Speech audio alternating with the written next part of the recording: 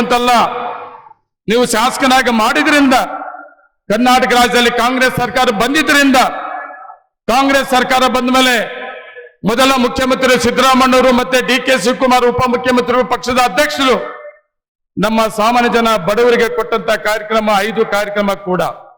ಅದರ ಜೊತೆಗೆ ವಿಶೇಷವಾಗಿ 5 ಕಾರ್ಯಕ್ರಮದ ಜೊತೆಗೆ ಮಾಲೂರು ತಾಲೂಕು ಇತಿಹಾಸ ಪುಟಗಳಲ್ಲಿ ನೋಡದೇನಂತಹದ್ದು ಯಾವುದೇ ಪಾರ್ಟಿ, ಯಾವುದೇ ಪಕ್ಷ ನಾಯಕ ಇಷ್ಟೊಂದು ಅಭಿವೃದ್ಧಿಗೆ ಅವಕಾಶ ಸಿಕ್ಕಿರಲಿಲ್ಲ ಅಂತ ಅವಕಾಶ ಮಾಡಿಕೊಟ್ಟಿದ್ದ ದಿನ ಇದು. ಇವತ್ತು ಗುದ್ದಲಿ ಪೂಜೆ ಮತ್ತೆ ಉದ್ಘಾಟನೆ ಕಾರ್ಯಕ್ರಮ ಸುಮಾರು 3,200 ಕೋಟಿ ರೂಪಾಯಿ, 3,200 ಕೋಟಿ ರೂಪಾಯಿ ಇವತ್ತು. ಅದು 30 ಕಿಲೋಮೀಟರ್ ವೈಟ್ ಟಾಪಿಂಗ್ ಕಾಂಕ್ರೀಟ್ ರಸ್ತೆ 4 ಲೈನ್ ಆಗಿರ್ಬೋದು, ಮತ್ತೆ ಫ್ಲೇವರ್ ಆಗಿರ್ಬೋದು, ಸುಮಾರು ಯೋಜನೆಗಳು, ಬಸ್ ಸ್ಟ್ಯಾಂಡು, ಹಾಸ್ಪಿಟಲ್, ಮಾಲೂರು ಕೆರೆ ಅಭಿವೃದ್ಧಿ ಸುಮಾರು 3,200 ಕೋಟಿ ಪ್ರತಿ ದಿವಸ ಮಾತಾಡಿದ್ದೀನಿ. ಅಂತ ಒಂದು ಕಾರ್ಯಕ್ರಮವನ್ನು ಆಯೋಜನೆ ಮಾಡಿದ್ದೀವಿ.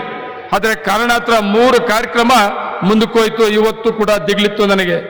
ನಾನು ಈಗ ಬರುವಾಗ ಹೇಳ್ಕೊಂಡ್ಬಂದೆ, ಇವತ್ತು ಮುಖ್ಯಮಂತ್ರಿಗಳು ಸಿದ್ದರಾಮಯ್ಯ ಅವರಿಗೆ, ನಮ್ಮ ಡಿ.ಕೆ. ಶಿವಕುಮಾರ್ ಅಣ್ಣವ್ರಿಗೆ ಇವತ್ತೇನಾದ್ರು